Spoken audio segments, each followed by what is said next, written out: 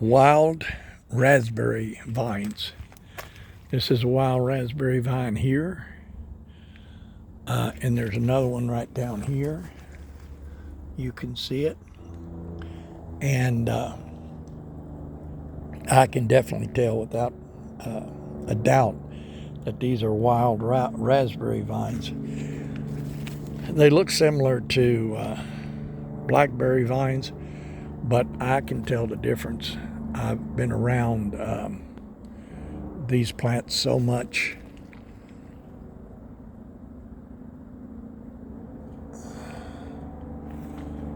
Anyway, the way they work, the way raspberries and blackberries work, is that they take and they'll grow a vine one year, and then the next year that vine will have blooms on it and berries on it, and that vine will die, and then during that same year they'll grow some more of these vines. So it's like a biennial type plant.